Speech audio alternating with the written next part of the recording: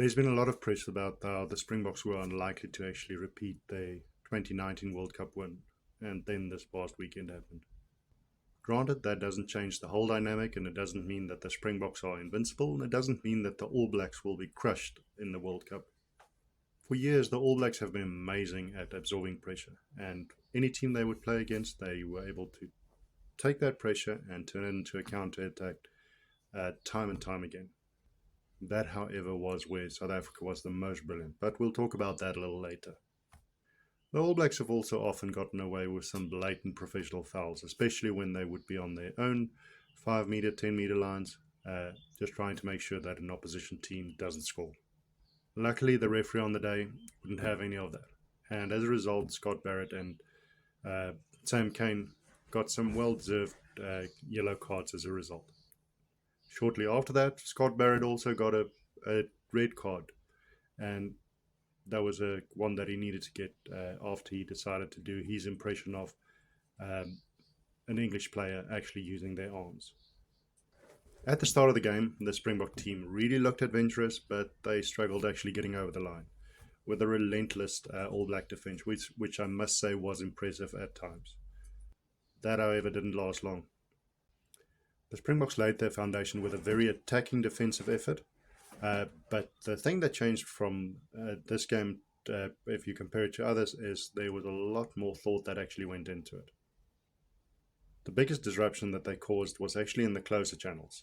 This is something that the All Blacks have been brilliant at in previous years, where they would have runners just running hard off the player being tackled, and that is where the Springboks were actually able to stop them. Yes, the Springboks put in hard tackles in those areas, but the clever thing that they did is they didn't just go with brute force. They also decided in many instances just to take up the space between the player that would offload and the runner coming in to actually receive the ball from there. The Orange try is the best possible example of that. Taken in! And now Barrett managing to break up, and Orenso with the interception. No one will catch him. He is